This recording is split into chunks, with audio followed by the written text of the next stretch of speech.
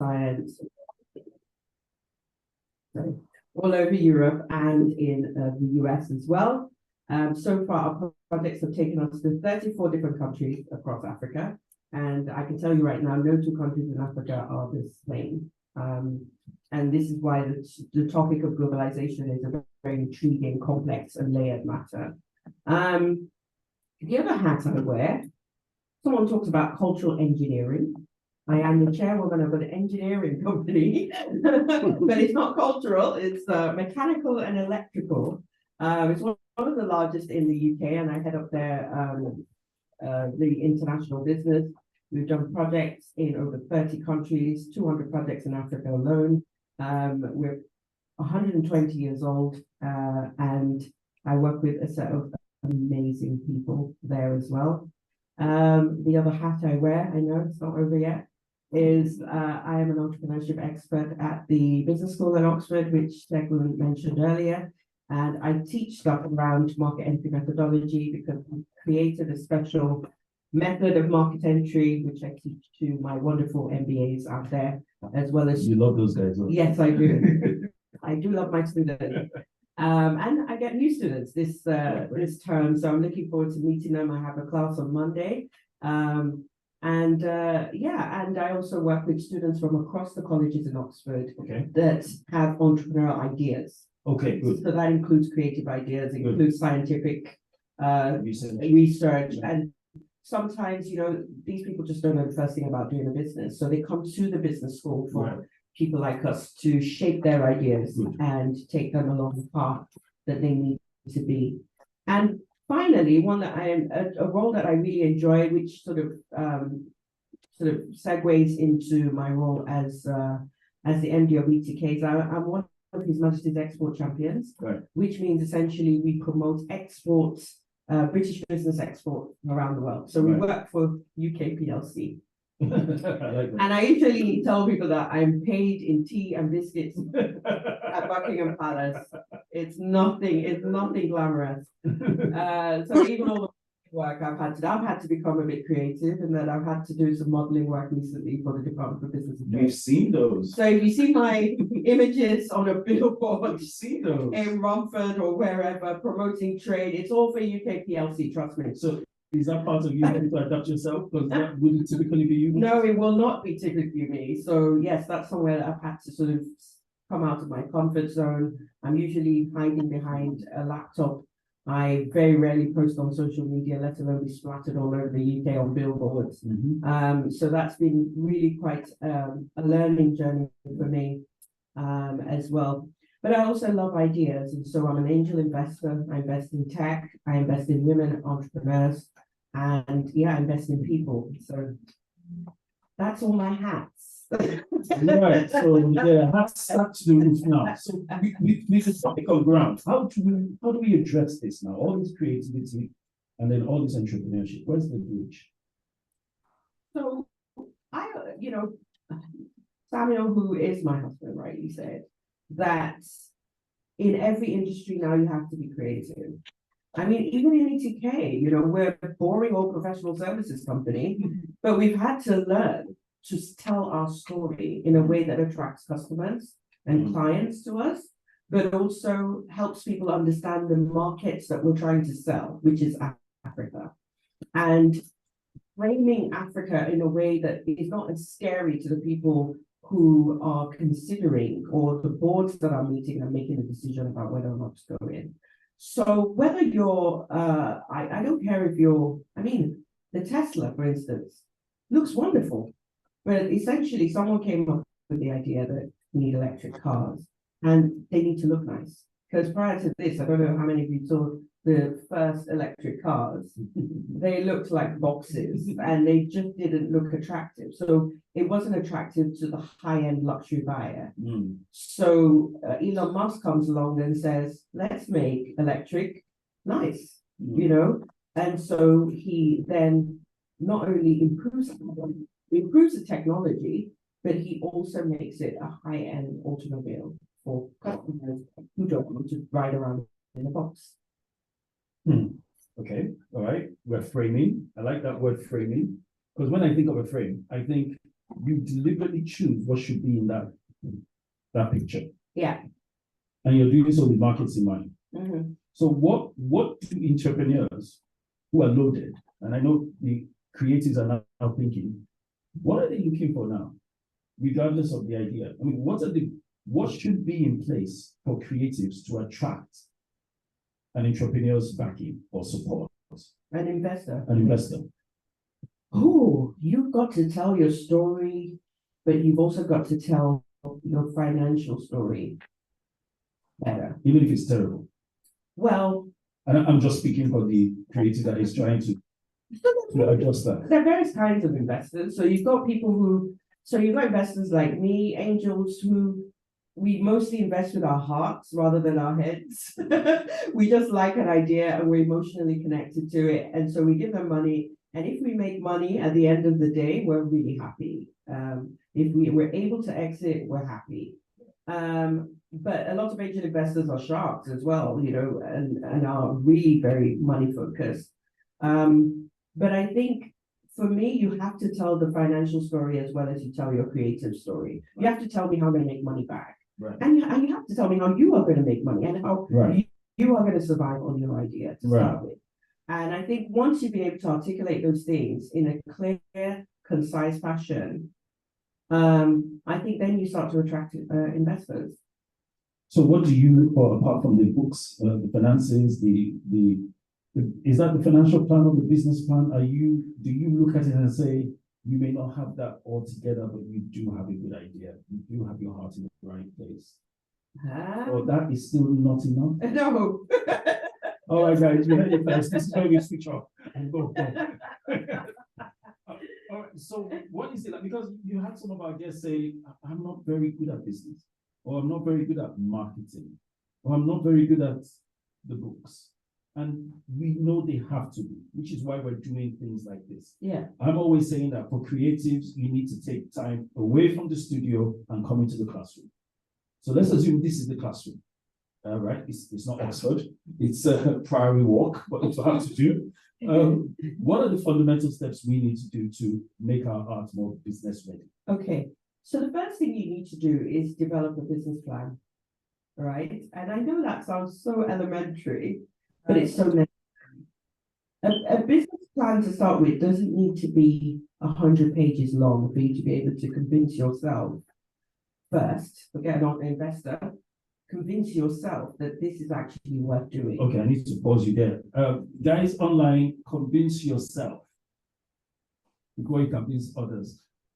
And I just want to say that because Bolaji is going to be dropping things and we're noting, but if you do have a question and you try to get our attention, short of waving your hands in the air and we didn't see you for whatever reason, please feel free to just unmute your mic and say, Bolaji, can I ask you to say that again? Or could I ask a question at this point? Please note that this is a staff room. We're all together in the same place. Well, virtually in some regards, but we do want to have a conversation. So you're saying have your business plan. Yes.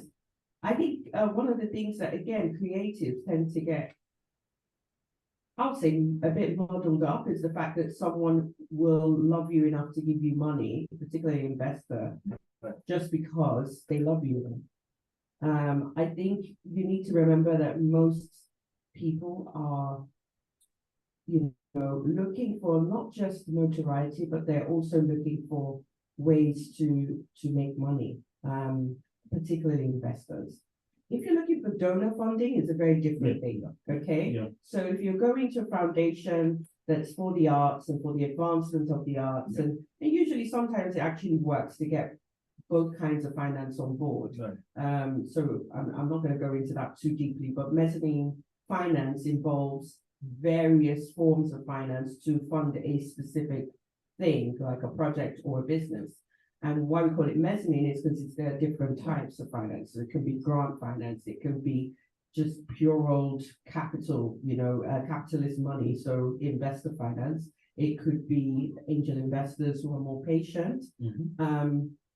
And it could be equity in your project, right. So a profit share arrangement. Right. And income. Yeah. So yes, on earned income. So these are the kinds of things that you need to consider in your business plan.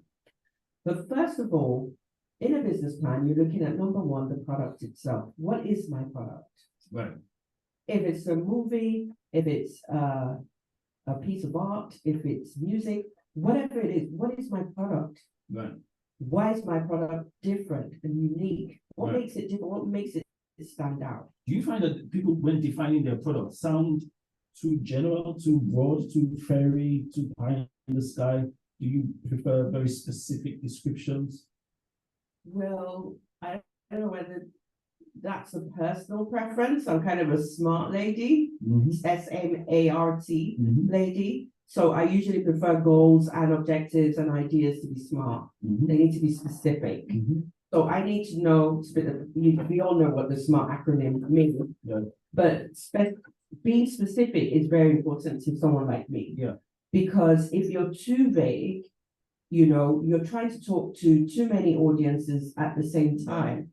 It makes it complex for marketing, as Katie probably said on Monday. It makes it complex for marketing. It makes it complex for defining your target market.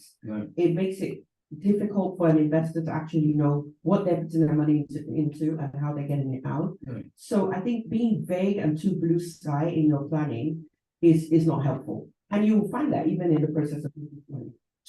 Too blue sky. I thought I was bad enough when I said pie is in the sky. I did the sky is blue. Okay, so step one is get a business plan, defining your product. Yeah, so you define your product and define the unique proposition of your product, right? And then you look at your goals and objectives. This is the first part of your business plan. And then you go into your marketing plan. Now, your marketing plan is where the market research is involved. So if you're talking to an investor, they want to know who else is out there, what are they doing, what is the situational analysis of the market, so what's going on right now in that space, what are the statistics around that, what's the total addressable market, what's your serviceable addressable market, and all of those key areas of, you know, defining your market. And then they want to know that you've actually done some primary research as well. So if you've got a product, maybe you've got a pilot for a series or something, have you focus grouped it?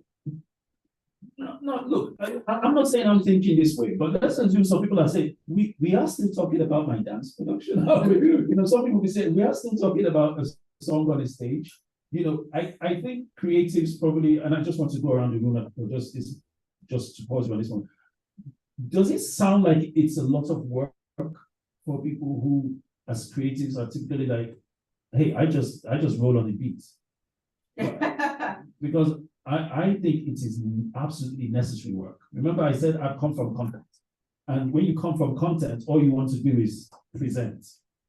But now I realize that there is a very, very critical need to manage. And when you need to manage and you're going to attract funds of any kind, these are the things you need to learn. Do you and I just want to go across the room here now, whether you're online or here, do you find this to be tedious? Would you rather just let somebody else do all this? What are people's thoughts so far? Or you don't have any thoughts? Like, okay, get a business person. Because I am not doing any of those things by myself. Someone?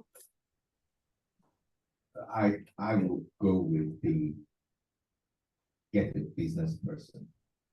If I look at it, it's for me, it's hard enough to churn out a story, be creative, and then have to then go and look at the books and then come up with a proposition. What's my unique selling point? And I think it's also, it works best when somebody can actually look at what you're telling and say, it's not all that at a bag of chips yet. There's still some work to be done. Or you look at your product and think it's not good enough, and somebody else sees it from a non-biased point and say, this is something that we can package and sell. So I would go with the get the person that can actually do this. Okay. That is me. So for someone who's been at the other side of the fence of this, where someone comes to me and says, well, I want to start a business, can you give me a business plan? And I'm like, yeah, of course, let's get together, let's have a workshop. And let's sort of, you know, flesh out some of your thoughts. And they say, I want to open a matchstick factory. And I'm like, okay, Yeah, okay, so tell me a bit more about that. Tell me who's your target market? Have you thought about some of your objectives, your goals? And they're like, I just want to open a matchstick factory. And on that one line, they expect you, the business person, to come up with their unique service proposition. They expect you to come up with the ideas around how they should be marketing it, who their target audience is. Right. So again, sometimes I always tell my clients, and if they're doing a business plan or market entry plan, which is what I would typically be doing on a daily, is that you have to come into a workshop with me and flesh this stuff out. It needs to come from you, because you need to think this stuff through. Right? If you leave it to a business person, I mean, Amanda's looking at me and she knows what this is like. They kind of just want to outsource the real nitty-gritty of longevity, of legacy, and sustainability for their business, for their thing. Some of the most prolific and successful creators that I know have had a team of people around them who help them think about this stuff. Right, and say that. Sorry, anybody else? I'm glad you said that, because I have no shame. I have a great idea that I want to launch here in Colchester next year, and I've already started surrounding myself with people who can give me that kind of discussion. Because you're right, you've got to take an idea and you've got to hammer it. Yeah. And you've got to think about it. It's your idea, but you've got to be humble enough to admit that idea is probably going to take a bit of a bit of a chiseling, a bit of a refining, and so that you have something enough to take to the business person, which is what arts managers are really meant to do. They are people who have an understanding of the content, but also have an understanding of the business. Yeah. To a large extent. So they form that bridge because they know what the business person is going to say. And they will take it and say, okay, you know what, let's go back a bit and discuss about this. Again, why we're having things like this. Is there anybody online that wants to make a comment so far? About any, okay, I can see those hands. Please feel free to unmute your mic, please, and say something. Just kindly reintroduce yourself, just your name so that we know. Thank you.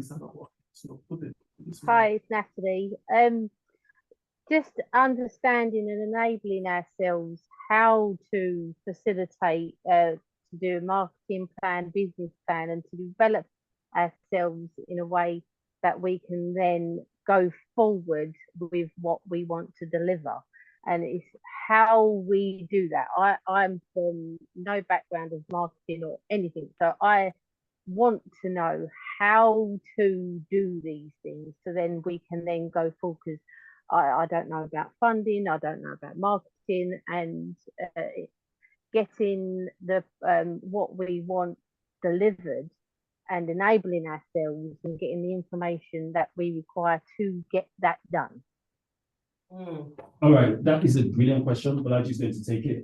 I just want to kind of, while she's addressing your question, share the spotlight with you so we can all see who's asking the question. So Balaji, would you go ahead and tackle that, please? Okay, so the how is a big, it's something that quite a lot of people do ask, especially if they can't afford the services of a business consultant or someone in quotes fancy who can sit with them and do the plan. So what I usually say is just start with your bullet points, okay?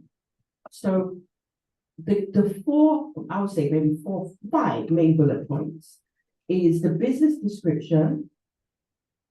So in that business description, you're asking yourself some major questions around, what is this product I'm trying to bring to the market? What is this talent that I'm trying to sell, right? For instance, for creatives. And then describing that in great detail. And then, like I said, describing that USP, that what you bring to the market that's different, yeah? Because that in itself is a process that exposes you to things that you didn't even think, you could actually do within your primary idea. When you start to flesh things out, you start realizing the possibilities, So once you've done that, so the first thing is the business description. The second thing is the marketing plan. And like I just described, the marketing plan essentially is doing some research. So finding out what's out there, finding out who would be potentially listening to your song or buying, coming to your play, or who are those people out there who I am going to sell this to? That's all a marketing plan is, right? And then how am I going to sell it to them? Is it going to be on social media? Is it going to be by going door to door, knocking on doors? You need to define all of that in your marketing plan. And then if you're really feeling a bit sophisticated, then you do what I call the primary research. Now you have things like SurveyMonkey, where you can send out questions to people who could potentially be your customers. So you can ask them about their pain points, and sometimes that pain point is in the creative space. So what do you not like about art exhibitions? Are they too hoity-toity? Are they boring? Is the food never good? Those canapes, caviar, do people really want to eat caviar? And it's those sorts of questions. It's asking people out there who are likely to consume your service real questions that can help you make real decisions about how to sell to them. Does that make sense? Then when you've done your primary research, you've done your secondary research, which is checking Google, articles, papers and all of that stuff. You've got all of that. And then you do your primary research to back up that secondary research, which is the questioning, etc. And then you go to sort of then defining that market, sort of drilling that down a little bit more. And by the way, this is an entirely different workshop altogether. But I'm just going to very quickly try to summarize this. Then the next thing is your operations plan. How are you going to do all of this? And in the operations plan, you define who the people are, who the people that you need to work with would be. You would define who your supply chain is, where you're going to get your costumes, where you're going to get your pencils and papers, where you're going to get your material to do the art. You define all of that stuff in the operations plan. What sort of standards do you need to have in place, particularly if you're selling to, you're trying to pitch this to your local council, for instance. They want to see things around GDPR. They want to, and what policies you're going to implement in that area. They want to see things around, if you're in a certain industry, do you need ISO standards? What kinds of things do you think you're going to need to put in place to make this business operationally effective and efficient, right? And if you don't know, you can ask, you can Google, you can check, how do other people do this particular thing in my industry? And now we even have ChatGPT. Right? Now, ChatGPT, how do people do X in this industry? How do they run it? And it might give you some good pointers, by the way. ChatGPT is only for pointers. And then you can use that to flesh your ideas out. And finally, the financial plan. And this is where the nitty-gritty comes in. How much do I actually need? How long do I need it for? How often do I need it, which is cash flow? How often do I need it? And where do I actually start to make money? Because that can help you define the actual runway you need for yourself, how long you need to fund yourself, and how long you need to fund the business, and how much with until you can start to make a return on investment. All right. And that is really right. That is a 7-year course condensed in 7 minutes. I'm going to quickly put Rachel on the call. I'm going to add Rachel now. Thank you, Natalie. I'm just going to move your spot for a minute, Natalie, and allow Rachel to ask her question. Go ahead, Rachel. Thank you. Yeah. Hi. From my previous positions, I've been a project manager and had to write business cases within the NHS. One of the biggest problems, and setting targets, and but it was always as a team, or I was the lead, but there was always a team with us, because I found it was really important to take information and divide out the work. It can be quite work intensive, actually putting together a business plan. I found perhaps in the NHS it had to be much more in depth. Than what you're expecting. I don't know. But one of the biggest problems or difficulties I found was the financial part. So actually knowing, so if you set out your business plan and your timeframes and everything, it's actually making sure that you add in some leeway for the costings and the financial thing. So for me, the financial part is the most difficult part to be able to estimate. It needs to be much more defined than an estimation, I think. So how do you actually, sort that out? How do you look at that? How do you get those answers so that you're not either over, you've lost money, or you want to make sure that your income, your deficit, any deficits are all accounted for. We call them cash cows and things like that in project management. But it's about how you do that when you're thinking up or putting forward your product that you want to share with others and sell and obviously do well from and create a business from. So that's my hardest point, is the financial part. How do you work it all out? Right, thank you very much for that question. So one thing I will say is that every single line item has a story, right? And those stories are what we call the notes in a financial plan.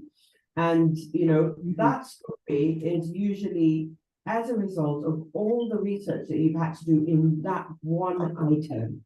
So for instance, you've said, I'm setting up a studio, one camera, the price of one camera that you put on that line item, that budget line item, could be something that you've been researching for days, right? So you're looking at the best kind of camera, the best resolution, the best functions that it has, and all of those things. And then you finally found out that it's about £3,000.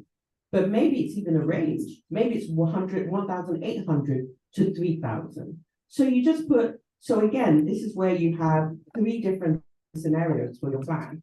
So maybe you're putting in, let's say I got for 1,800.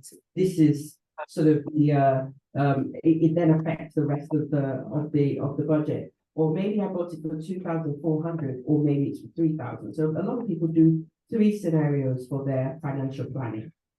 The other thing is, I don't know if we've got emails for everyone here. I can send you a very useful template that you can use for business planning. Oh, right. Just save money. Yeah.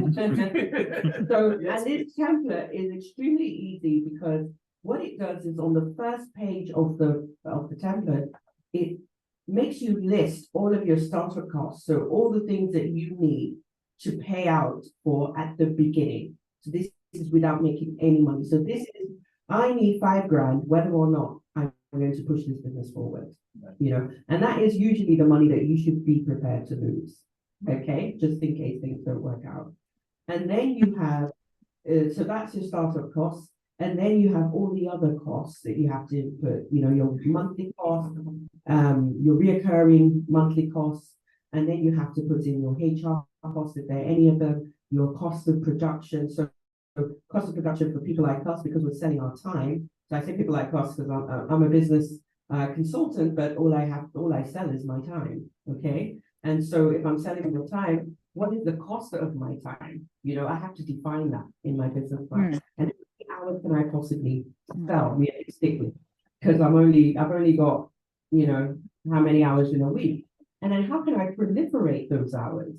So for instance, I'm a business consultancy, but I'm currently developing a digital tool, which helps me replicate myself 1,000 times over, right? So you need to think about all of those things. And if I'm creating a digital tool, how much is that going to cost me to create? And is it worth it at the end of the day? And all of these things. But I will send you that template, and all it does is you have to just fill in the numbers essentially, and it does automatic calculations, and it gives you an idea of what your balance sheet will look like at the end of year 1. And I know balance sheet is another term that we can, again, this is a very condensed way of describing all of these things. Well, actually, you know what? First of all, Rachel, thank you so much for prompting that response, and now gifting everybody a template that they can all use. This is why we insisted that people register, because this is why we have these connections. I can't say I do what Balaji does, But at the same time, this is what I do: finding people, connecting people, and getting paid a pretty penny. So thank you so much for that. At the end of the day, you may be able to. Can I just say that? Sorry, can I just say, having used SurveyMonkey, it is amazing. You could get so many answers to what you need, providing you get the questions right. But SurveyMonkey does half the work for you, and is a really useful tool. So yeah, SurveyMonkey is fantastic, and like you rightly said, you have to define the research question and the follow-on questions really well to get the results that you need to frame business properly. Right. Thank you very much, Rachel. Is there anybody else that wants to ask a question? And again, this is why we are here. This is what I do. This is how we can connect with those of you who have questions. You're creative artists, you are developers of content, you're producers, or you're just putting together events like this. We can work together to connect you with people who can advance what you're thinking. Any other thoughts? Anyone?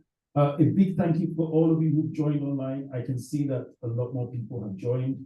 I've also been told by Fred that there are a couple of people facing some technical difficulties, but hopefully, sorry? 18 people facing technical difficulties. Oh, all right, so 18 people in. Welcome, Teddy, my sister, for coming in again. She was around day one, such an amazing person. Any other questions? Anybody else want to? Well, it's not a question, actually. It's basically a contribution. I wrote in the chat box, I said, developing a business model is a form of creativity in itself. And so everything has strength based. You see, the thing about creativity is that nobody has infinite creativity. Our creativity is specific to a particular expression. It's specific to a particular mode. And when you start talking about creatives and about the arts and so on and so forth, there are three fundamental motivations that drive us into the arts. One is the bottom line, which is financial. For quite a few people, it's about, you know, how much does it bring in and how does it increase my status or help my status. The second reason is self-expression. There are loads of people who are in the arts or the creative industry basically because there's something in them they want to, you know, bring out and give expression to. And then the third reason, just as important as the other two, is we have an ulterior agenda. And that could be anything. It could be an ulterior agenda to a specific cause, maybe the Palestinian cause, the Israeli cause, or maybe to, you know, the feminist cause. Maybe it's the gospel. Maybe it's to get everybody saved and to go to heaven. You know, we approach the arts and creatives, and art has always been a tool that carries something over the years. It's been used for all kinds of things, and its power in shaping culture is unmatched, absolutely unmatched. So really, it's about finding the intersectionality. You know, every creative expression belongs in an industry. Let me explain what I mean. Dance, Spirit of David, for example. There's an industry around drama, around choreography, and so on and so forth. That industry has its rules, it has its platforms, it has its nuances, it has its standardized packaging systems, it has the technical aspects that are tied to the industry. And when I say industry, it's obviously beyond one person. There, you know, it's tied to people who are doing lights, people who are doing sound, people who are doing the dance, people who are doing the music, people who are doing the sound design. It's an entire industry. So one has to have an understanding of the industry. Then one has to have an understanding of the audience that that industry caters for, because they have their own set of rules and so on and so forth. I'll give you an example. If you're talking about a commercial, enlightened, intellectual audience, you'll be looking at a specific kind of theater, a particular kind of expression, and it will have to be monetized in a different kind of way. People could pay £200 to attend, maybe it's tied up with a dinner and so on and so forth. There's a whole culture radiating around that. What if it's, for example, a religious audience? Let's use Christian audience, for example. You can't monetize in the same manner within that audience. You have to actually download a completely different strategy, for it to have a completely different business model in that audience. And then finally, there is the artist himself, and what your art is all about. And so the intersectionality between the industry, the audience, and the artist, that's where things actually happen. That's where it matters. And it has to be strength-based. Nobody can do everything. Everybody can do something. So it involves finding those people with those strengths. While somebody's creativity is in the dance and in the choreography and the art itself, somebody else's creativity, is in the business. It's in the punching of the numbers. It's in the packaging. It's in the strategic thinking that goes through it. And I think what has made a lot of us weak and allows our creativity and our art to die is because we tend to try to be everything. And I assume that that's also part of the process of growth, because when you start small, you don't have access to all those resources, to people who are differently gifted from you, to bring their talents and creativity to bear. And as you grow and express yourself, then you are open, then you're connected to these people. And then, you have to start thinking of how we can be mutually beneficial to all of these people as it continues to expand. And I think our conversations should also be around, what are the things that serve as stumbling blocks? Why is it that somebody has to be the singer, has to be the songwriter? You're only going to sing the songs you've written, then you're only going to write the music to the songs, whereas you find in mature industries more sophistication around that, where you have instrumentalists are pretty different and they make their entire lives living on that instrument. The singers are different, songwriters are different, promoters are different, publicists are different, and everybody brings their talents together to make something happen. But before that can happen, there has to be a conversation about mutual benefit, about how does somebody derive from this as well. So like I said, it has to be strength-based. It comes with a recognition that I cannot do everything. I should not do everything. And I need others to come alongside with me. And if they're coming alongside, how can they share in the benefits of this vision? And what are the things that can be, put, on ground and put online to make that happen? So yeah, that's just some thoughts in my mind. Yeah. Go ahead, Balaji. You're very right, Bishop. It is an ecosystem.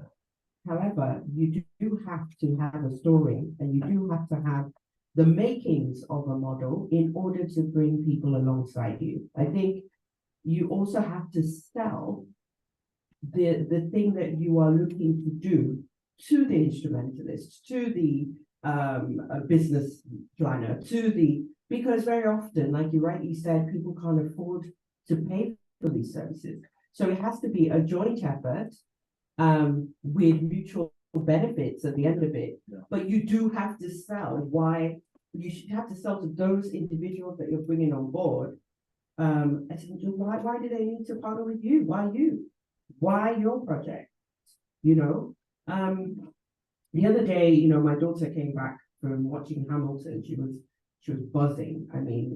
And she was just chatting about all the amazing actors that she saw. And obviously Lin-Manuel was not in the West End. Yeah. Okay. much as she would have liked to see him. He wasn't Hamilton in this case, but she was still raving and she was still buzzing. Now that's somebody who, or a whole cast, who has had to buy into the vision of Hamilton, has had to buy into the vision of Lin-Manuel for that whole thing to be as successful as it was. So, but he would have had to tell a story at some point.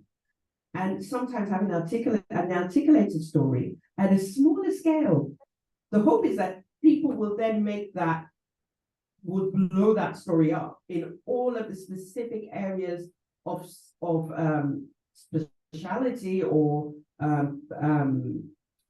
expertise that it needs to be divided into. Right. But you do have to have the core. Right. You do have to have the thing that casts the vision and makes it plain for those other people to come alongside. Right, you're absolutely right, and thank you, Bishop Bob, for that. You can tell that this is something you've been doing for a while, and Rachel and Natalie.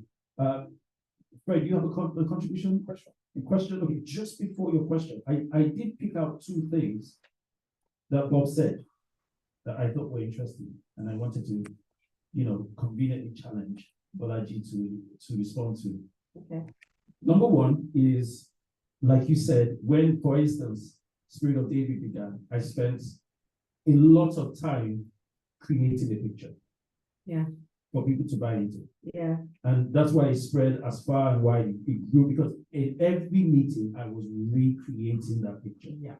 And I was trying to reproduce, not myself, but that picture. So, sadly, you have people trying to create some kind of new Roman Empire and just build statues of themselves. I was like, this is you already, you can do this. So I love the Hamilton reference. But it was innovative in that time.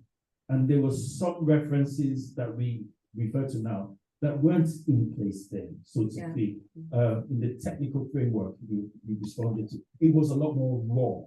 Yeah. And you were just hoping that everybody was an angel investor because it was too raw for it to be properly structured. Yeah. So the second thing is when Bishop asked, so what are the potholes? Yeah. You may have a great business plan together, you have a really good idea, you are buzzing and you're ready to go. And in your experiencing, right, what are the potholes that you may still face even with all that? Well, exactly. I mean, I consider myself mildly successful as an entrepreneur, and I still have potholes. Face them every day. So I think it's a continuous process, right. And your business plan and your business model is a living, breathing document. Remember that. I always tell people, don't print it. Right. Don't print your business plan. Don't do that, because the minute you print it, it's probably already like printing the price of things nowadays. It's already too old. Once you printed it, it's out of date. You need to reprint because you have suddenly had another brainwave, or someone's contributed something to that idea that makes it even more, versatile, that makes it even more viable, sellable, So, and you can add that to your business plan. And sometimes you have version 1 to version 36. I'm probably in version 72 of mine, That's why I like what you said about notes per item. Yeah. And I think we should take that up. I think you should let notes for an item be a real living thing. I like that. Yeah. When I did this research and I came up with this cost or this line item or this interest point, these are the notes. I think that's very organic. I love that. Right, we're going to go to your question, Bolaji. Time is fast. I just want to again thank everybody that is online. Please ask your questions. We'll be checking the chat to see if there's anything we've missed. Bolaji is here to entertain your thoughts and your questions. I'm going to go behind the camera, so don't think there is an entity here. It is me, just somewhere else. And I'm going to invite Fred to come and fill this seat, ask his question, and engage with, his sister. We're family. Okay, I have several questions. And How? yeah, we need to. I happen to know that some of the people online it was like music in the ears when you said, I'll send you a template for a business plan. That's a tool. Yeah. Right now, people need equipment. Yeah. What models, what tools do you have that you can share with us that would help us? For example, the use of AI Yeah. in crafting certain narratives, giving expression, that's helpful for creatives like me. So this year alone, I'm writing 3 books at 2, and I'm now going to use, I've written everything, but I want to refine it with AI. But the point I'm making is, how do I begin to apply tools that you already have access with? So I don't start from where you started from. I want to start from your shoulders. Right. What can you help me with? Practical tools, models that can just help me get into this. That's question 1.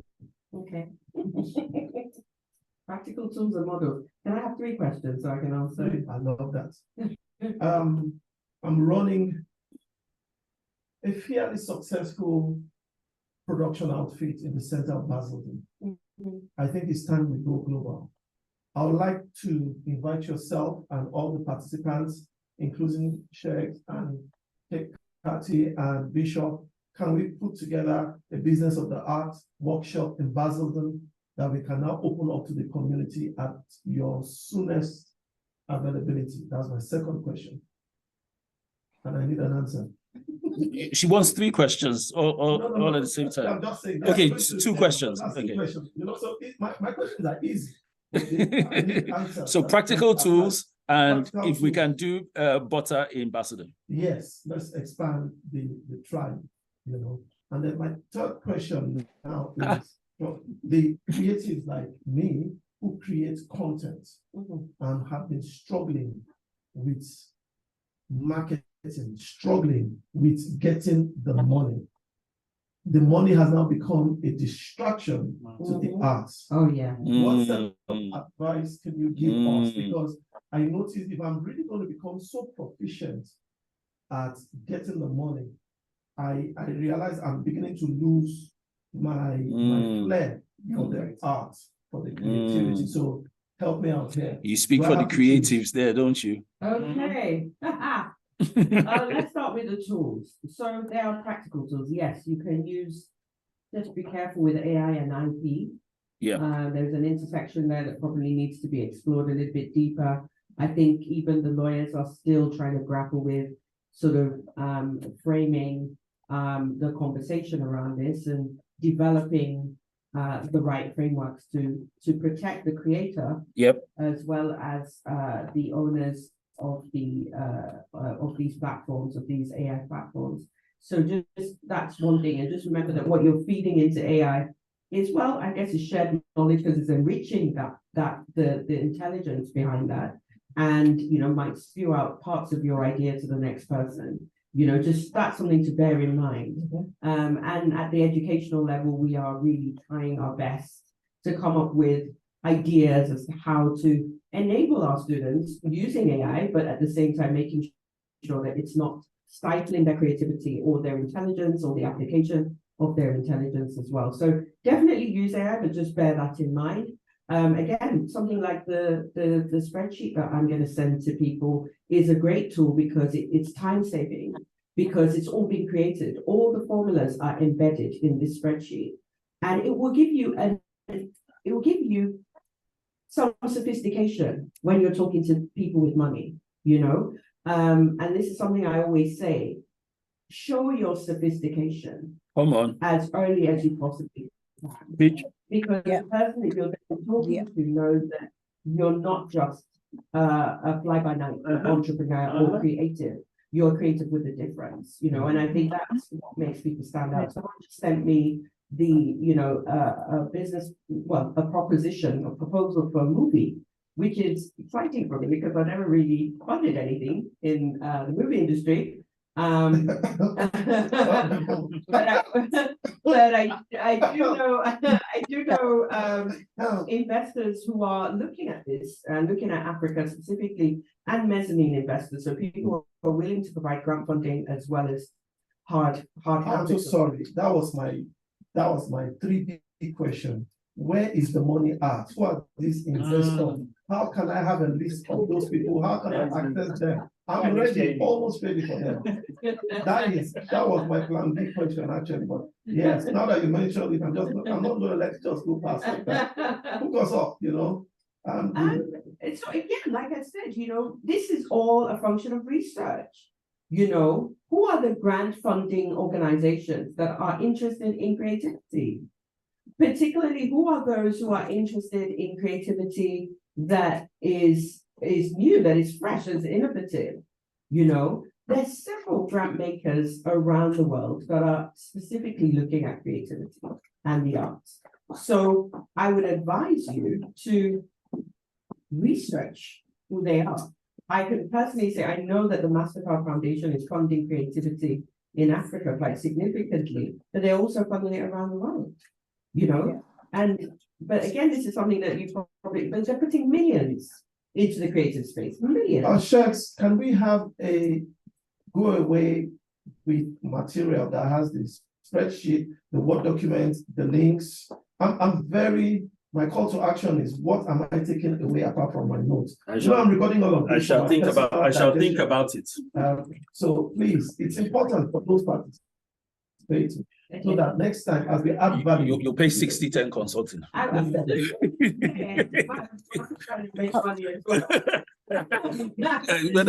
Whether you people saw charity on my forehead.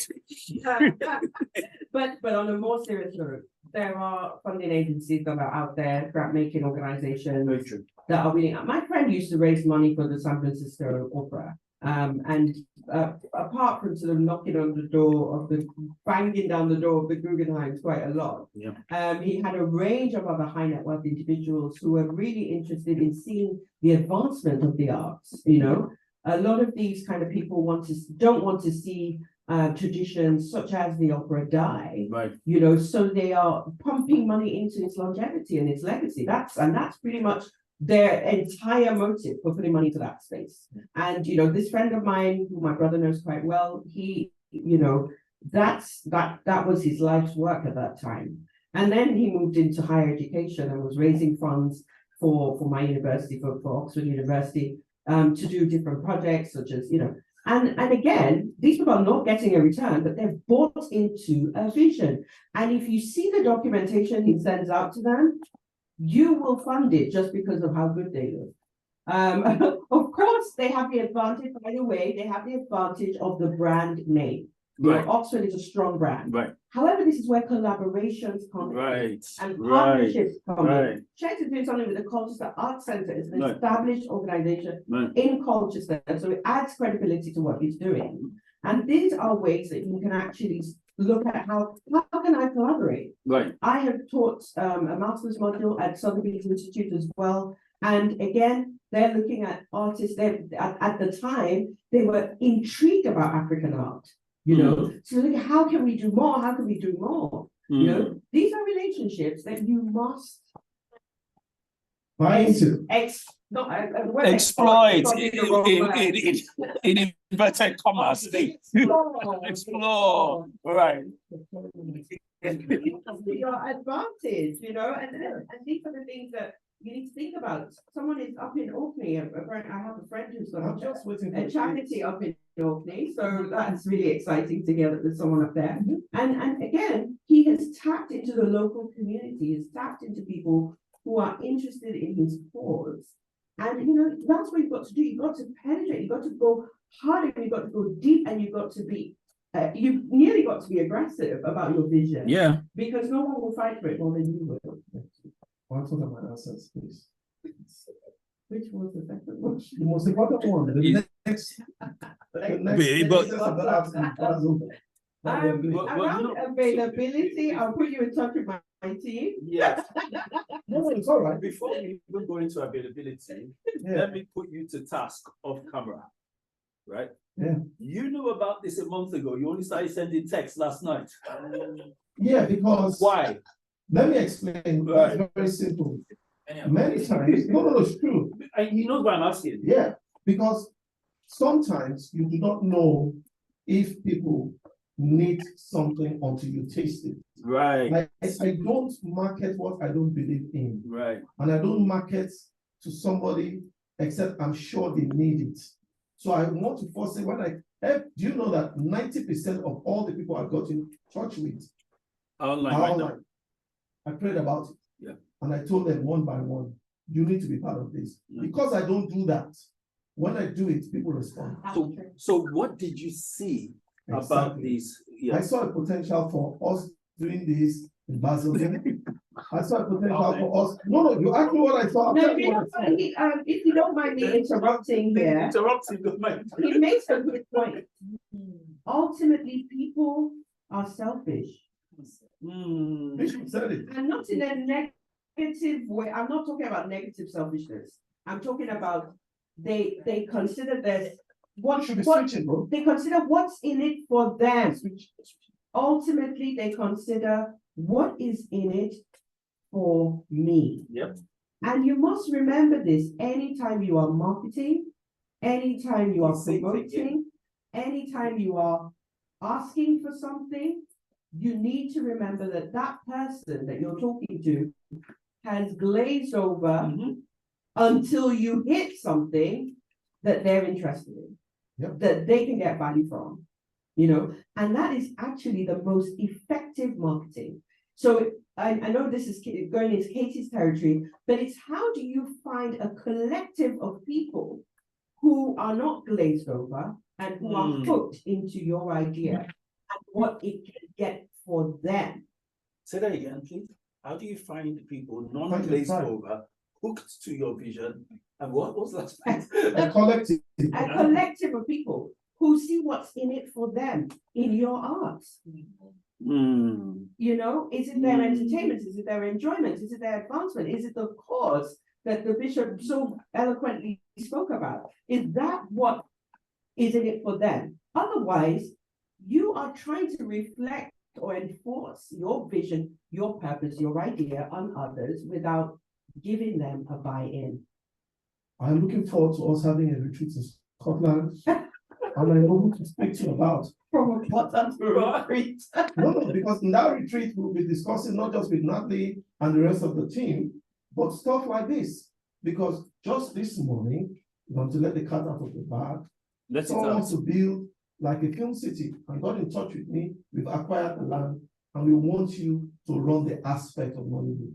Just this morning.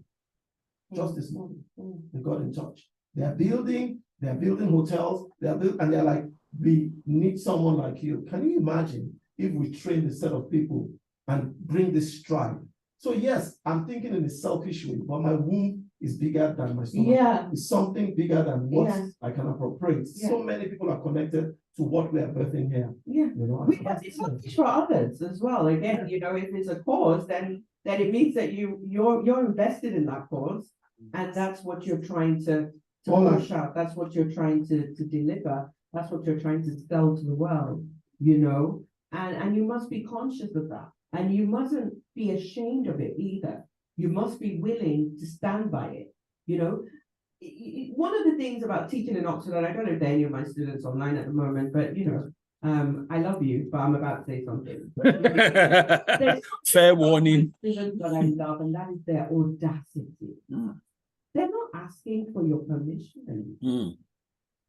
They're not asking, is this a good idea or not? No, they're just like, this is what I want to do and I'm going to do it. And because they know we've got we've got the infrastructure in the university to support them. We've got the seed fund, we've got the foundry, we've got all of these things where we're willing to back them if we're interested in their idea. Because they've seen certain things come out of our university. They've seen the AstraZeneca vaccine. They've seen all of those things. They've seen creativity. They've seen, all of the innovation. And it has completely conditioned rewired them into thinking, I can. Yeah. And so one of the things I want you to do is believe in your heart that you can. And yes, they have the visuals around them to believe. Do you see what I mean? They see it, and they're in global classrooms with people from all over the world. So that global collaboration for creativity is already there. Right. So they're in the right setting. But guys, some of these students as well, right, haven't come on scholarships. They have begged, borrowed, and stolen. All that is necessary for them to get into that university because they know the kind of people they will meet there can enable their dream. Guys, get into spaces where there are people that can enable your dream. What? Get into those spaces. Sometimes you will get money. You will. You will put an investment down. There's a certain membership that my organization has just paid for. It's about 5 figures, right? And you know, everyone is kind of squinting and saying, what? What have we had to pay for that? Because my clients are members. And there is exclusive access to these people because not everyone can join. You have to have a certain turnover and above to join, and then all sorts of criteria. But I want to be there because I want to be in the room with them. Be strategic. One of the things we're doing on the back of this is we're creating a podcast, and being part of this team means you'll be able to actually subscribe and have access to all of this, but you will need to subscribe and register for that podcast. You will get the audio for sure. What was the third one? You're just doing Oliver Twist. Is there anybody online or here that has a question? Don't give me a mic. You don't. Let me collect that mic. 3 days about to be here. That's not a question. I'll talk to your people, but send us the video if you cannot be part of it. So don't give me my next time. I'm expecting to just smile. I'm Nigerian and I'm aggressive. After what you've said now. Oh my God. Okay, yeah. I'll make it possible. Yeah, no, I will. I mean, the relationships are also very important. Yes. And I think entrepreneurs does Rachel have a question? I think she's raising her hand while Fred is all aggressive. Yes. But we don't have hand. Just a very quick question. Yeah. Did I get a yes from Just you? a very quick question. Yeah. So Yeah. as you're, Yes. once you've got, Go on. are you still, am I? Yes, we can hear you. So the quick question was, as you're sharing with, can you hear? Yes. Can you hear? Yes, we can hear you and we can see you.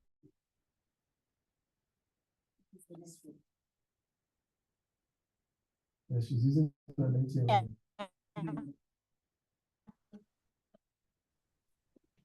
Can you hear me? Yeah. Hello? You know what, Rachel? No. Mute, turn off your camera. Oh, you can. And your audio will be better because your turn off your camera and we should be able to hear only your audio. It's seasoned, so you're cutting off.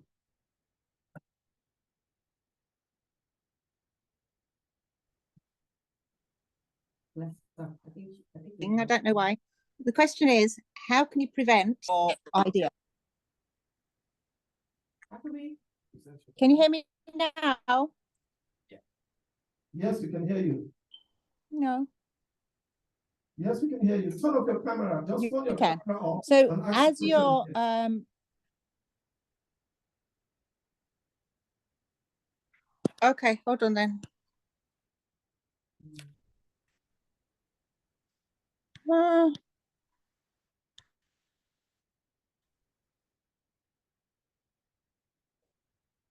You're about to say something before. And so just while she spoke about her tag, I was talking about relationships, they're extremely important. I'm very keen on relationships. I'm keen on making sure I maintain those relationships and I invest in my relationships as well.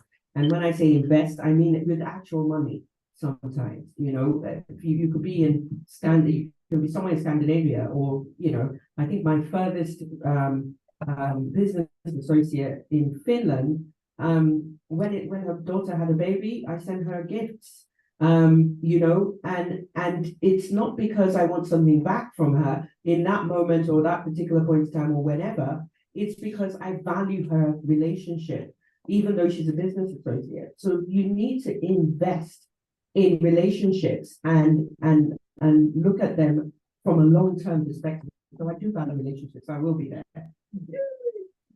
Back to Rachel. He has forgotten himself. Oh, I can see her. Go on, Can you hear Rachel. me? Yeah. Can you hear me? Okay.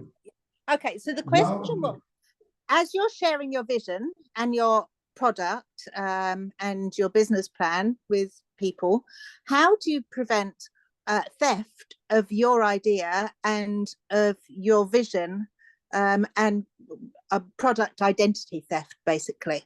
How do you prevent that happening when you're in the very early stages of starting your plan off or your idea off? Okay, Good I have question. three responses to this. The first one is always execute what is called an NDA, even if it's just a little piece of paper that allows the person to acknowledge the fact that you're about to share what you view as privileged and intellectual property with this person and get them to sign it. The thing is, it doesn't work if your idea is out there already. That's one thing I will say. Yeah. So if it's not a completely I don't know, patent-worthy, ingenious innovation, it's more than likely that that person can deny the fact that it was from your idea that, he came up with something else or stole it or whatever. But do get them to put something in writing. Don't make it too complex, because NDAs usually in the court of law are not always worth the paper they're written on, because the conditions around the signing, etc. Yeah. And we could go into this forever, but sometimes it's just symbolic and does act as a deterrent, to that person who has, they do sort of say to themselves, well, I've signed an NDA, maybe I shouldn't share the information as freely as I would have if I hadn't, right? So get them to sign a non-disclosure agreement. Number two is that put the fear of God in them. And I'm not even kidding. Say to them that this information I'm about to share with you is proprietary. And as a result, if I do hear it anywhere else, I will be able to trace it back to you, because I have only shared it with a limited number of people. And you can say that with a smile on your face, but you can't put the fear of God in them, and they will not dare to replicate what they've heard from you after that. And number three is that no one will be able to do your thing like you want to do it. It's unique to you. It has your footprint on it. It has your style on it. This is the reason why people actually feel free enough to join what they call accelerators, right? So you find people like, everyone has an accelerator. Meta, that's the owners of Facebook, have an accelerator. Barclays has an accelerator. Everyone's got an accelerator. People always say, well, if I get into that accelerator, aren't they just going to steal my idea? They're Barclays. They're so big and bad and, beautiful. I don't know. I was looking for a third B. I mean, how could I possibly go into an accelerator with them? They're going to steal my idea. But the thing is, Barclays doesn't want to do your idea. They don't have the means. They don't have the time. They don't want to pivot into your area, but the reason why they're actually bringing you to the accelerator in the first place is because of those things, because they want you to do it. They want you and your special juice. And that's why they've called you out to join their accelerator. So don't worry about it. There's several ideas that look the same, that sound the same around the world, but you will do yours differently. A few people want to ask questions online. I can see 1 or 2 hands. Please, those of you in the house as well, if you can just ask your questions. Let's squeeze into the next 15 minutes that we have left. So short and powerful and yeah, Natalie has her hand up. Natalie? It's just on the connections. We're just starting out in connecting with people up in Orkney, and we were praying about it in our prayer meeting, and it's navigating with different connections and our local community and further afield, and how to enable what you're going to be doing. And the connections, who to connect with, who is the right people, and what you were saying about having that membership, they can go in and they've got the connections that are there in place that will enable them to start off their business plan or what they're going to be doing, because they're part of that. And it's navigating how to get the connections and networking with the right people. Okay, that's a great question. I think one of the things that I would always say to people is you only get as much out of your community as you put in. So it's always a good idea to attend as many as you can, meet as many people as you can, and they will in turn start to connect you until you're building a spider web, if you like. So a network of people who come from certain sources that can actually, you can benefit them and they can benefit Notice you have some very aggressive analogies of spider web. You want to catch someone. And the other thing I would say is invest. I know it's tricky to say this, but when my initial level was invested in the Essex Chambers of Commerce, which cost about 270 quid a year, but it was the biggest investment of my life at the time for a membership organization. But that was my first investment. And with the Essex Chambers, I went to all of their networking events when they were talking about agri, whether they were talking about, I went to all of them just to get to meet people and to broaden my network. And I really used the dickings out of my membership, because out of my £270, I contributed to their Grapevine magazine. They had an online magazine. I contributed to that, and when they said, oh, we want to interview some of our members, I put my hand straight up. Oh, we're going to Parliament to meet with ministers. I put my hand straight up and use those networks, those connections, those memberships as much as you can. Volunteer to do speaking engagements for them. Volunteer to do workshops for them. Whatever is needed, so that you get out the most of that relationship. Yeah. And it has a question in the heart. That is so powerful. You get out of the community what you are willing to invest in it. Ooh. Anybody else in the house? There's something I want to. Yeah, absolutely. Go ahead, please. It's very vital for all of us to, bring the best in us out. Yeah. You were talking about giving your idea out to people whereby they steal your ideas. It doesn't matter who takes your idea or not. Is original to you. Yes. You know the genesis of what God has invested in you. And for you to bring it out, just because somebody will steal the idea, if you keep it yourself, who else will hear it? I love it. I love that. Who else will hear it? So it's that. important for us as individuals to sell ourselves. Just so one person will benefit. I was telling Brother Shebu yesterday that the purpose of me being a music minister, I started purposely for evangelism. And that my CDs were given out not for the sake of gaining financial, returns. And sometimes you hear somebody say, I just play a song, I was so down and it blessed me. For me, that is a benefit. Yeah. So everybody has a different agenda. Yeah, I love it. I love that. Yeah, absolutely. Please look out for what was shared on the first day, and also yesterday we talked about social capital a lot. And that really answered a lot of questions for me. And my own experience is that don't really share the most sensitive aspect of your ideas, because everyone, including me, will steal the ideas. To be honest, call it what you want. If it works. No, I think you will forget. You will conveniently forget where you are. That's my creativity. I must have But that's also ChatGPT. Exactly. Like you put it in and ChatGPT gives it out, and pretends like, oh, look at me, I'm ChatGPT.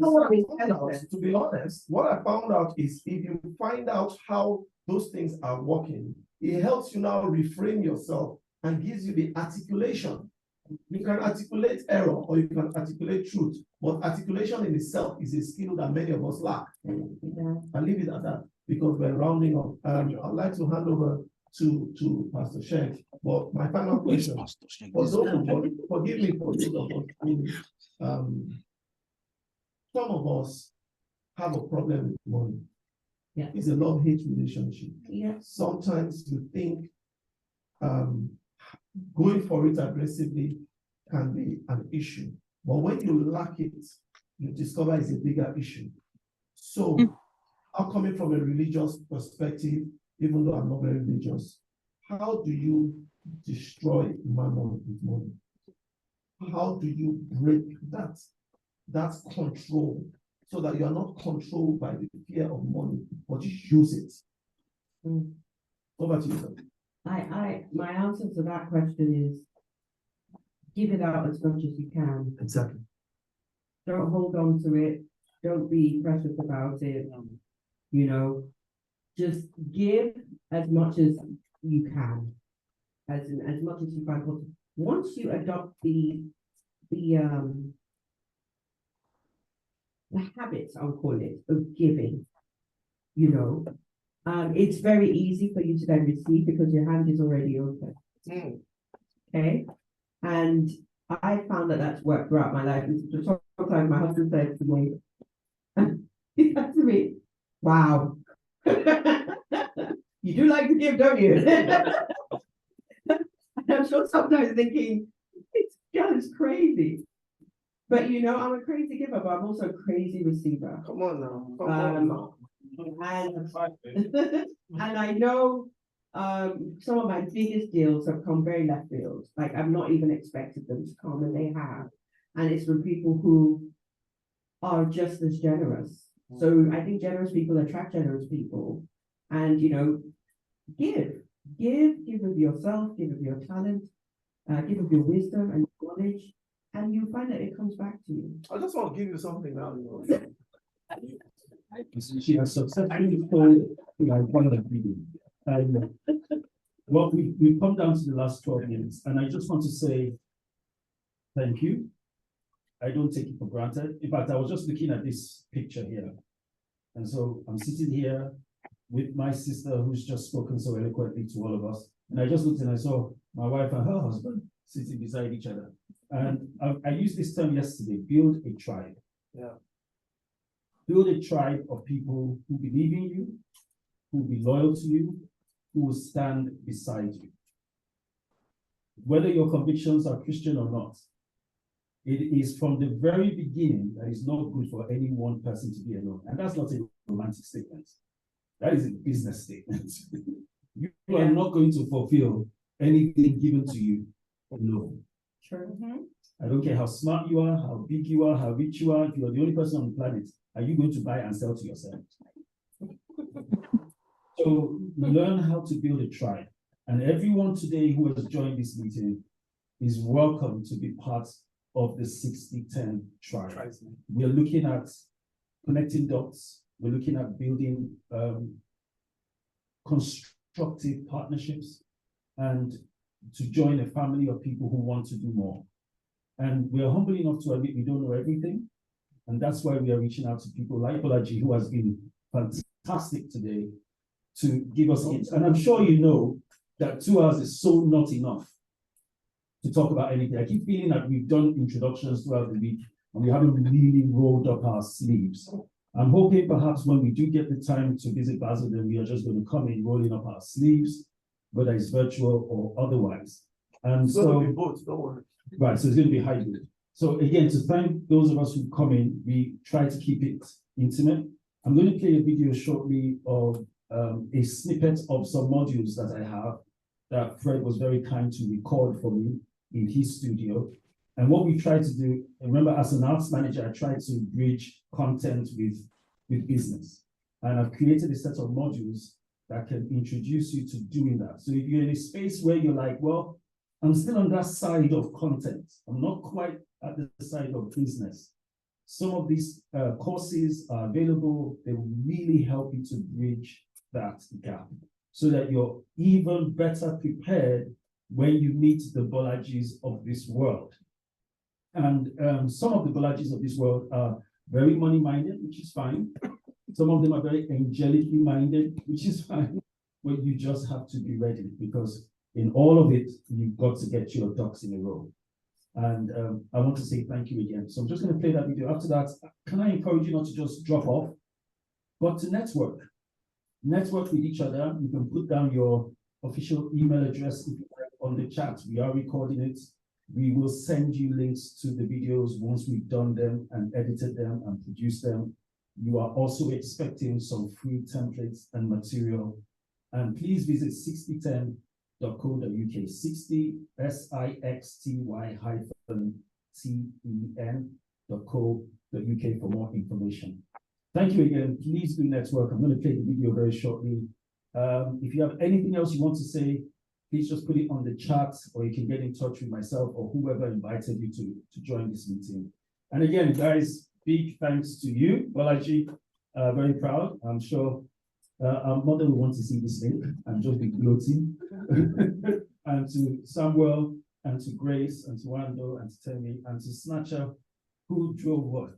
Literally 2.5 hours every day to be here, round trip, judging work. 120. Yeah. And Fred had only 6 leave days left of the year to be here. That's trying. And thank you, each and every one of you, for being part of our tribe. Please do check it out. Leave your contact, so that we can be in touch with you. I know you've registered already, but don't leave it to chance. You never know. You may conveniently forget. We'll be done. Thank you, guys, and have a great rest of the week.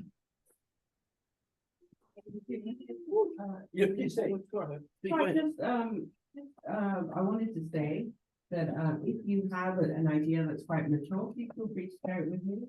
And you know, let's see. What I want to say no. You are serious and not allowed. I am first in the line. Come on, stand here. Your ideas are not about it. But seriously, we do need to talk about that. What do you mean mature ideas? Because just a combination of just 2 of us is enough, honestly. But even his ideas, because we think alike. What about the rest? You know? Everybody should speak what they say. An inclusive environment. Let me speak it into the mic so people can hear. You know, to be honest, I think this is what you just asked, right? I am so certain. I try not to. Early hours, the Lord spoke to me because I was praying, and I was like, what do you want me to do next? And it was on the back of that the Lord said to me that all your contacts there are there. You trigger, make sure you connect with them. And then that's how I started getting in touch with people. And so I feel very strongly that just this whole connection, and he's arrowheading this, but the truth of the matter is I've learned that there's so much power in serving. Yeah. And so if all we do is to serve that vision, we'll get realization. Yeah. If you notice, I don't think I've mentioned in all I've said icon towers necessarily. Because what I found out is that if you're ready to facilitate, if you're at the pipe, you'll be wet. So you know what you call mature, and you will be wet for sure.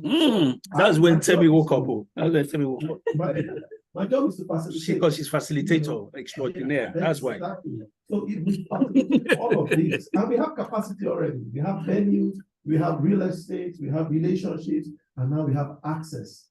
There is no reason why we cannot bring the visuals, the audio. So verbally, visually, virtually, we need to be delivering right now. Changing the different communities. I see this happen on the community level, and then it's multiplying and scaling up. I see this happening also across the shore in Africa. I see this happening in Scotland. That's why I keep telling you, Natalie, we can bring this to that area because I don't see it happening. Natalie is just smiling broadly now. Just look at her.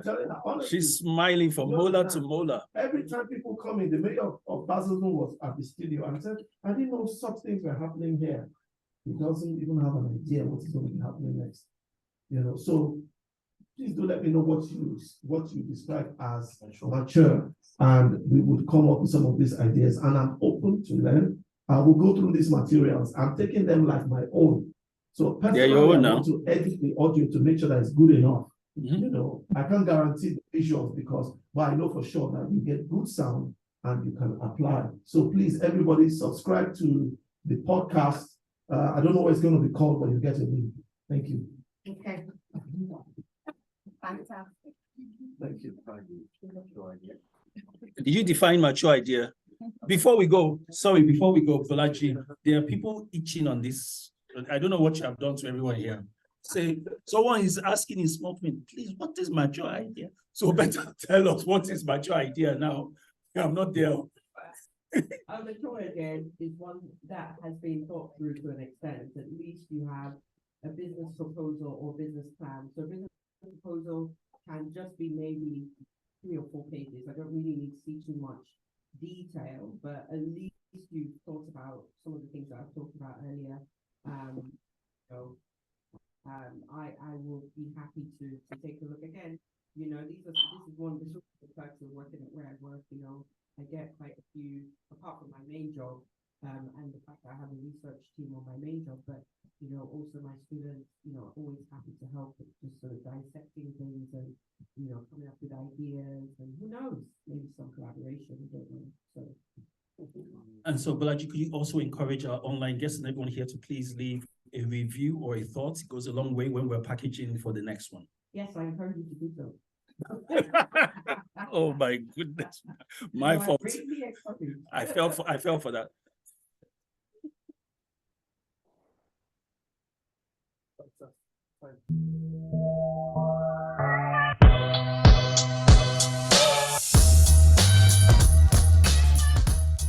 Now I'm quickly going to go through elements because we've kind of discussed it already. When you're talking about elements, you're talking about your unique selling propositions or your USPs. What makes you different? What makes you stand out? Why would I work with you and nobody else? What is responsible for your consistent output?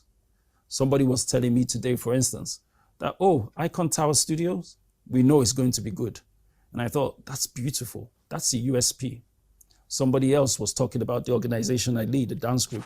And they said, Spirit of David, for sure, is going to be a unique story, an unorthodox presentation.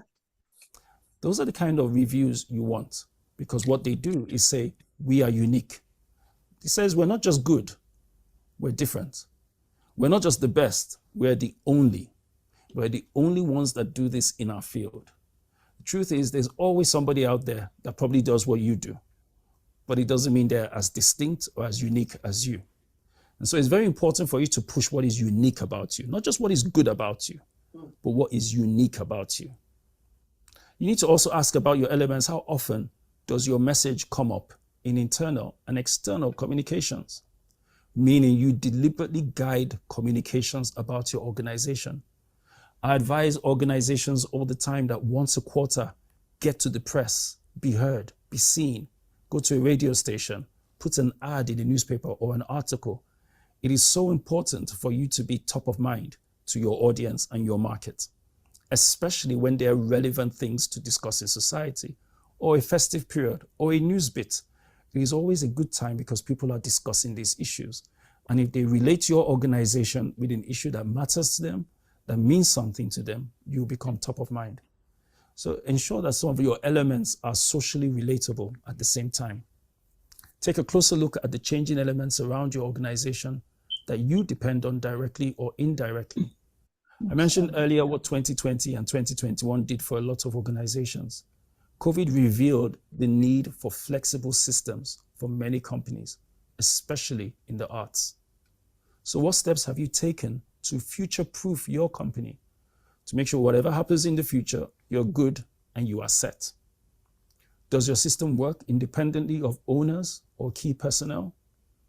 That is the critical part of developing a system. Can we do this without the owner? Can we do this without the boss man? Can we do this without the key personnel in key places? That's how you know you have a great system. Analyze and assess. I've mentioned this before. These are the things you want to look out for. What are the internal audits and tests that are important to you? How often do you run internal tests? How often do you just shoot something within the organization to check how much your staff have improved, your crew has improved, to check your upskilling abilities, etc. Run internal tests. Don't wait for that job. Don't wait for that particular client. Don't wait for that opportunity. Run internal tests and audits all the time. Again, we talked about what we do repeatedly and how it can be more efficient.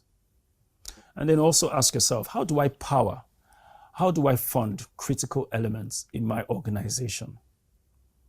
And have a platform for feedback, because the right feedback can help shape future policies.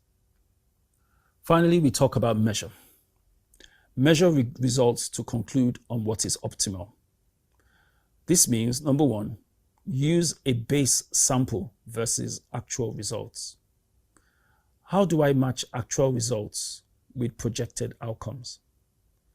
How much did I want to make at the end of this year? How much did I actually make? What was the difference and why? Know what to continue, try further, or even discontinue. Never be afraid to discontinue something that is not working. A lot of work was put into setting up this morning, for instance. And I can imagine it would have taken some time.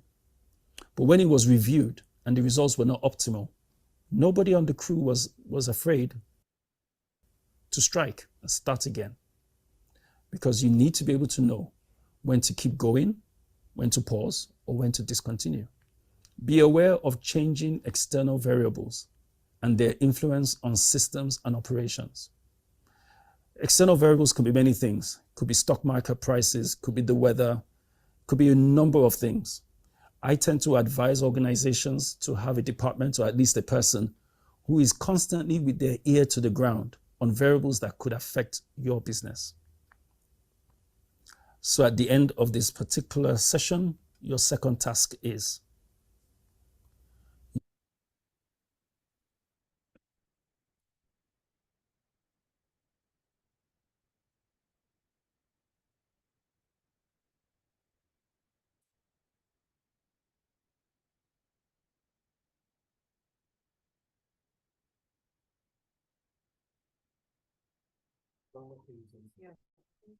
yes, we are done.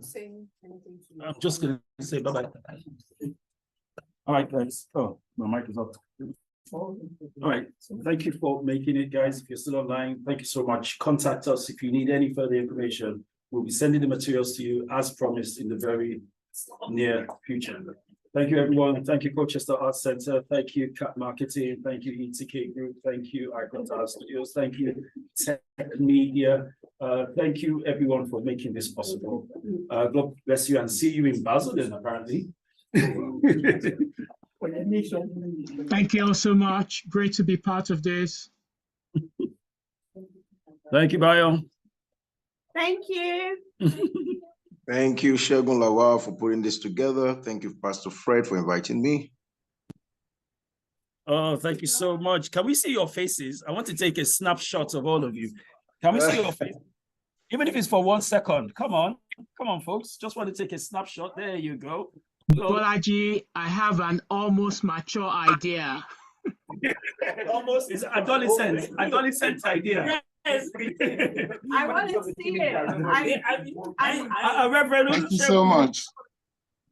I want to see it. I want to see it. Seriously, I'm looking for it. Thank you so much. Thank you so much. Idea. Pastor Fred, come say hi to your guys. Reading the.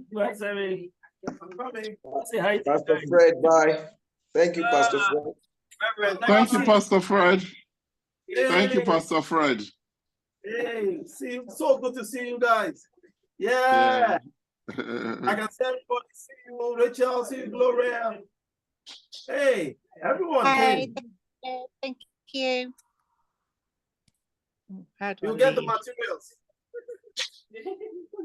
Wow. Cool. I'm just loading up. Every one of them came. Really nice. Incredible.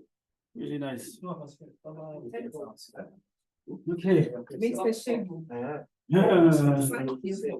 Look at my bio. Today in 1 sentence. 1 sentence. She looked like my best friend. Try again. So I will share that. Who should I give the financial plan to? You? Yeah. Design. Describe today in 1 word, 1 sentence. So she has to tell you. Collaboration.